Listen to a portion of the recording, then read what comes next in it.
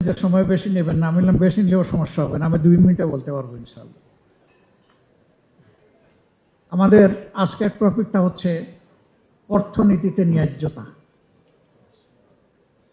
আমি ন্যায্যতার জায়গায় প্রথমেই অ্যাড্রেস করব যে এদেশের অর্থনীতিতে গরিব ধনী সকলেই কন্ট্রিবিউট করে যাচ্ছেন।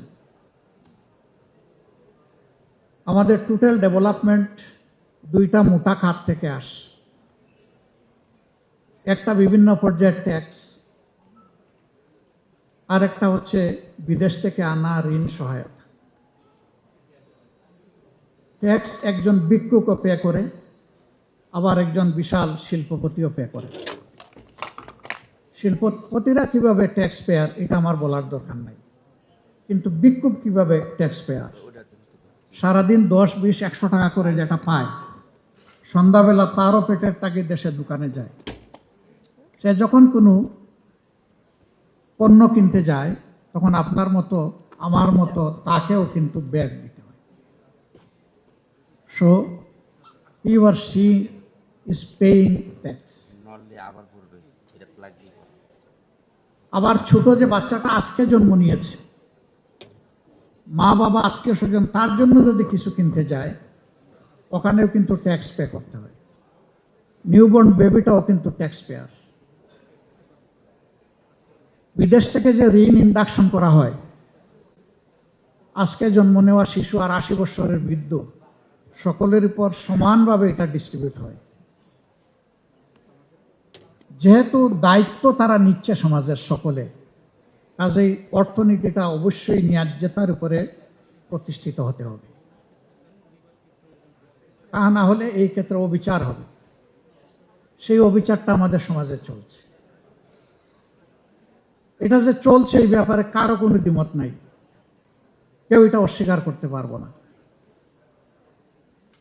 এখন এটা বন্ধ হবে কিভাবে? বাংলাদেশের ছোট্ট একটা জমিন, কিন্তু on and around 180 million of people. এত ছোট জায়গায় এত বেশি মানুষের বাস দুনিয়ার আর কোথাও নেই। তাহলে মানুষ কি আমাদের জন্য কোনো বোঝা? অবশ্যই। আমরা জনসংখ্যাকে জনসম্পদে পরিণত করতে পারি, জনশক্তিতে পরিণত করতে পারি, যদি আমাদের সেই প্ল্যান থাকে। আর প্ল্যান যদি না থাকে, তাহলে 18 কোটির জায়গায় 18 লক্ষ হলেও আমরা সমাজকে সাজাতে পারবো না। এখন এই 18 কোটি মানুষ জনসম্পদে পরিণত হবে কিভাবে? 25% মানুষ জনসম্পদে পরিণত হওয়ার প্রাথমিক সুবিধা থেকে বঞ্চিত হয়ে ড্রপ আউট হয়ে যায়। যারা প্রান্তিক মানুষ, যাদের এই এবিলিটি নাই, সন্তান তাদের স্কুলে যায় না, মাদ্রাসায় যায় না, যেতে পারে না। গেলেও 2-1 ক্লাস পরে তারপরে জীবিকার তাগিদে কোথাও লেগে যায় ছোট মানুষটা কাজে, মা বাপকে সাহায্য করার জন্য। তার মেধা এখানেই শেষ। অথচ তাদের মধ্যে হয়তোবা আগামী দিনের বড় কোনো অর্থনীতিবিদ লুকিয়ে আছেন, বাংলাদেশ ব্যাংকের গভর্নর লুকিয়ে, হয়তো দেশ পরিচালনার দায়িত্ব যে কাঁধে নেবে সেই চিফ এক্সিকিউটিভ এখানে লুকিয়ে আছে, কিন্তু সে তো ড্রপ আউট হয়ে যাচ্ছে। তাকে অ্যাড্রেস করবে কি? এই দায়িত্ব হচ্ছে সমাজ এবং সরকারের, উভয়ের জয়েন্ট রেসপন্সিবিলিটি। কিন্তু না, এটা তো হচ্ছে না। ফলে হচ্ছেটা কি? অর্থনীতি আপনি নিয়ে আগাবেন কিভাবে? এই অর্থনীতিতে যেমন বিভিন্ন সরকারি মার পেচ আছে, লাল ফিতার দৌরাত্ম্য আছে, ঠিক তেমনিভাবে সেখানে অনেক দুর্বৃত্তপনাও আছে। একজন উদ্যোক্তা তিনি চিন্তা করলেন একটা ইন্ডাস্ট্রি সেট করবেন, প্রথমেই তাকে 1 টুকরা জমি তো নিতে হবে। যেই তিনি জমি কিনতে গেছেন, হাজারো প্রবলেম তাকে ঘিরে ধরছে। যে জমিটা তিনি 1 মাসের মধ্যে সবকিছু সাফ-সাফা করতে চান, 1 বছরেও তিনি ক্লিন করে আসতে পারছেন না। একটার পর একটা জটিলতা তাকে বাধা দিচ্ছে, এবং ক্ষেত্র বিশেষে এই দুর্বৃত্তপনা সহায়তা করছে রাষ্ট্র বিভিন্নভাবে। এটাও পরিষ্কার, এটা কোনো ব্যাখ্যার দরকার পড়ে না। তখন যে উদ্যোগটা তার 5 বছরের মধ্যে পূর্ণ সফলতার মুখ দেখার কথা, সেটা দেখা যাবে 10 বছর গড়িয়ে চলে গেছে। কিন্তু এখানেই বিপদে পড়ে গেলেন। তিনি ইতিমধ্যে ব্যাংক লোন ইন্ডাকশন করেছেন।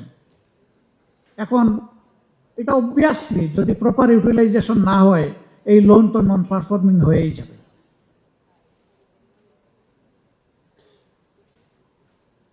সমাজের পক্ষ থেকে চাঁদা, করাপশন, দুর্নীতি ব্যবসায়ীদেরকে এমনভাবে নিরুৎসাহিত করে যে নিজ দেশে সামর্থ্য থাকা সত্ত্বেও এখন আর কোনো ব্যবসার উদ্যোগ নেওয়ার চিন্তা করেন না অনেকে। যেটা আছে এটাই বাঁচবে কিভাবে, সেই ত্রাহি চিন্তা। আমরা যখন বিদেশি বন্ধুদের সাথে বসি, তাদেরকে আহ্বান জানাই, আসো। বলে কোথায় আসবো, তোমার দেশ তো স্টেবল না, তোমার দেশে তো লাল ফিতা, তোমার দেশে তো আমার জীবনের এবং আমার ফান্ডের হুমকি আছে, আমার ফান্ডের সেফটি ছাড়া আমি এখানে আসবো কেন? এরকম বহু দেশ আছে যারা আমাদেরকে এই কমফোর্টেবল এনভায়রনমেন্ট অ্যাসার্ট করবে। তোমরা এনভায়রনমেন্ট অ্যাসার্ট করো, আমরা আসবো। আমরা যখন বলি আমাদের হিউজ ম্যান পাওয়ার আছে, লেবার এখানে চিপার, ম্যানুফ্যাকচারিং কস্ট হবে তোমার কম, বেনিফিট তুমি বেশি করতে পারবা, বলে যে ম্যানুফ্যাকচার করতে পারলেই না আমি বেনিফিট করব, সেই করার এনভায়রনমেন্টটা তো আমার লাগবে। এটা শুধু বিদেশি বন্ধুদের কথা না, এটা আমাদের সকল উদ্যোক্তা এবং ব্যবসায়ীদের কথা। অনেক সময় ব্যবসায়ীদেরকে বলা হয় সুবিধাবাদী।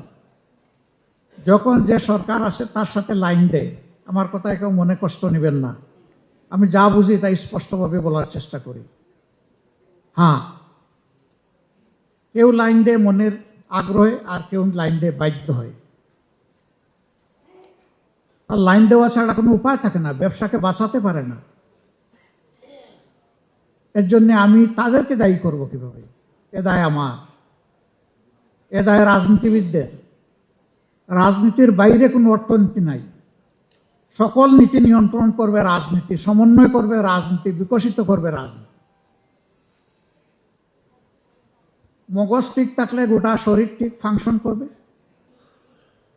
ব্রেইন যদি ঠিক না থাকে, বডির কোনো পার্টস প্রপারলি ফাংশন করবে না। ব্যবসায়ীরা সমাজের একটা গুরুত্বপূর্ণ অঙ্গ। রাজনীতির জায়গা থেকে এ পর্যন্ত স্বাধীন বাংলাদেশে আমরা যতই বলি, আমরা কাঙ্ক্ষিত সেই সুবিধা এবং কমফর্ট জোন আমরা দেশি বিদেশি ব্যবসায়ীদের জন্য তৈরি করতে পারিনি। এটাই সত্য।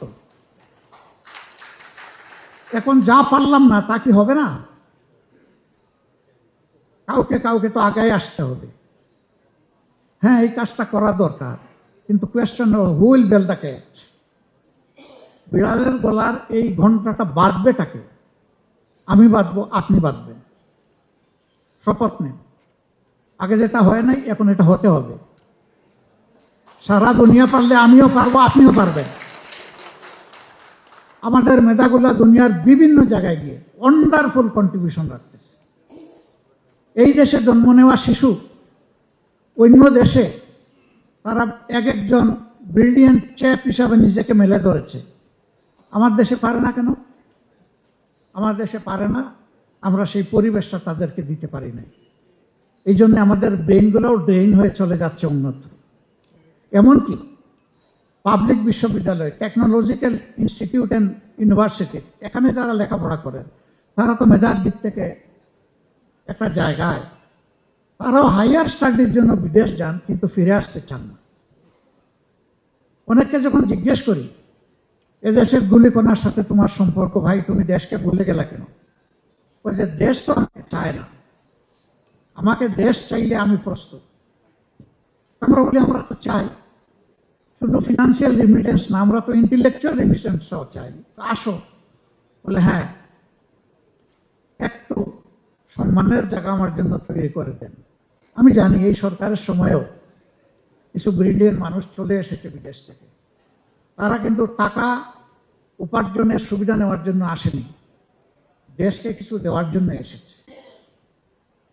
আমরা যদি এই আস্থাটা আমাদের ডায়াসপোরা গোটা দুনিয়ায় যারা আছে, যারা বিভিন্ন ক্ষেত্রে স্কিল সার্ভিস দিয়ে যাচ্ছে, তাদের মনে তৈরি করতে পারি, তারা এই দেশে ফিরে আসবে এবং তারা এই দেশকে গড়ে তোলার ক্ষেত্রে আমাদেরকে ক্ষেত্র বিশেষের নেতৃত্বও দিতে পারবে ইনশাআল্লাহ। আমরা তাদেরকে ইনভাইট করে দেশে নিয়ে আসার পর আমি অনেক শিল্পপতির সাথে মাঝে মাঝে বসি, জিজ্ঞেস করি ছেলে কয়জন মেয়ে কয়জন। দেখা যায় 3 জন হলে 3 জনই বিদেশে, না হয় কমপক্ষে একজনকে অন্তত নিজের জানাজায় শরীক হওয়ার জন্য দেশে রেখেছেন, এরও পারলে বিদেশে পাঠিয়ে দিলে ভালো। কেন? বলে যে আমার সন্তানের নিরাপত্তা কোথায়। একেবারে সঠিক কথা। সমাজে এই নিরাপত্তা দিতে পারে নাই,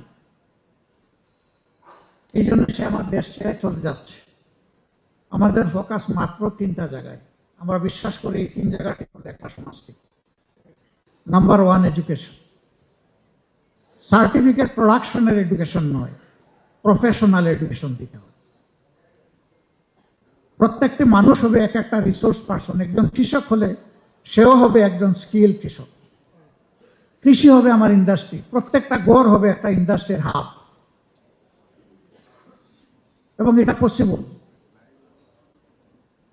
জাপানে বিশাল বিশাল অনেক কমোডিটি আছে, যেটার স্পেয়ার গুলো এক একটা গড়ে তৈরি হয়, এক একটা গড়কে ডিস্ট্রিবিউট করে দেওয়া হয়েছে, ওই গড়টা একটা ইন্ডাস্ট্রি হয়ে।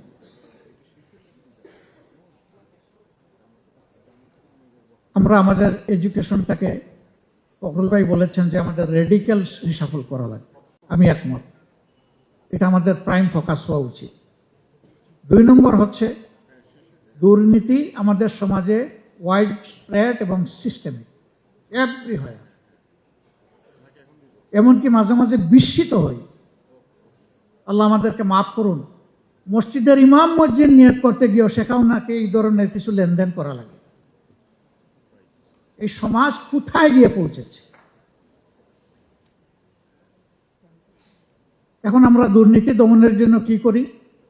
আমরা দুর্নীতির পাতা অথবা ডাল ধরে টান দিই, কিন্তু মূল যে জায়গাতে রয়ে যায়, কাণ্ড যে রয়ে যায়। দুর্নীতি যারা করেন তারা নিজে অন্য জায়গায় গিয়ে দুর্নীতির শিকার হন, এটা পছন্দ করেন না। তার মানে হচ্ছে সবাই দুর্নীতিকে ঘৃণা করে, কিন্তু নিজের জায়গাটায় নিজে লোভ সামলাতে পারে না, অথবা সিস্টেম তাকে বাধ্য করে। 2টার একটা। যদি একটা হেলদি এনভায়রনমেন্ট আমরা ক্রিয়েট করতে পারি, তাহলে আলহামদুলিল্লাহ সবাই কমফোর্ট জোনে চলে আসে। আপনি ব্যবসা করে আনন্দিত, আরেকজন শিক্ষকতা করে আনন্দিত, এমনকি রাস্তায় যিনি পরিচ্ছন্নতা কর্মী তিনিও একটা প্রেস্টিজের সাথে তার দেশে তিনি সার্ভিস প্রোভাইড করেন। সবার জায়গায় সবাই নিরাপদ হবে, সন্তুষ্ট থাকবে। আমাদের 3rd ফোকাস হচ্ছে জাস্টিস এভরিওয়্যার ফর এভরিওয়ান। এই 3টা জিনিসকে যদি আমরা অ্যাসার্ট করতে পারি সমাজে, আমাদের ব্যবসা হবে সাস্টেইনেবল এবং নেশন হবে প্রগ্রেসিভ, ডাইনামিক। মিনিমাম এই 3 জিনিস যদি আমরা সমাজে অ্যাসার্ট করতে না পারি, এটা বিশ্বাস করার কোনো কারণ নাই যে এই সমাজ ভালোর দিকে আগাবে, বরঞ্চ আরো খারাপের দিকে যাবে। আপনি আমি আমার সন্তানের মৃত্যু যেমন নিজের চোখের সামনে বরদাস্ত করতে পারি না, দেশের অর্থনীতি সহ নীতিবোধের মৃত্যু আমরা বরদাস্ত করতে পারবো না। এই জন্য এই জায়গাটায় আমাদের কমিটমেন্ট থাকতে হবে। এবং এইখানে আমি আবারও বলবো যে রাজনৈতিক সদিচ্ছাই হচ্ছে মূল ইচ্ছা। এ জায়গা ঠিক হলে আমি বিশ্বাস করি এই সমাজ ঠিক হবে। তবে হ্যাঁ, একদিনে হবে না, স্টার্ট হবে, তারপরে আগাবে, গ্র্যাজুয়ালি একটা চেঞ্জ ইনশাল্লাহ আসবে। আমরা সেই বিপ্লবী পরিবর্তন নয়, বরঞ্চ যৌক্তিক পরিবর্তনের দিকে দেশটাকে যাতে সবাই মিলে নিতে পারি ইউনাইটেডলি। আমি সবাইকে আহ্বান জানাবো, সকল দল মত এবং সকল পেশা পক্ষের সবাই যেন আমরা দেশকে কন্টেইন করি এবং আমরা অন্তত একটা দৃঢ় সিদ্ধান্ত নেই, অতি আমাদের যা হবার হয়ে গেছে, এখন শুধু আমরা আগামী জেনারেশনের জন্য ভালো কিছু করব। আল্লাহ তাআলা আমাদেরকে তৌফিক দান করুন।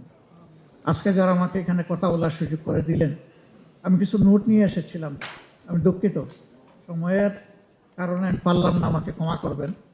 যদি অন্য কোনো পরিসরে কোনো দিন কথা বলার সুযোগ থাকে, ইনশাল্লাহ আপনাদের সামনে হাজির হওয়ার চেষ্টা করব। কার্যত আজকে রাজনীতিবিদদের এখানে আসা অনেকটা জনতার কাঠ করে দাঁড়ানোর মতো। জানি না এই কাঠগোড়ায় আমরা কিভাবে দাঁড়িয়েছি, কি পারফর্ম করেছি, জাজ হিসাবে আপনারা বিচার করবেন। আসসালামু আলাইকুম রহমতুল্লাহ।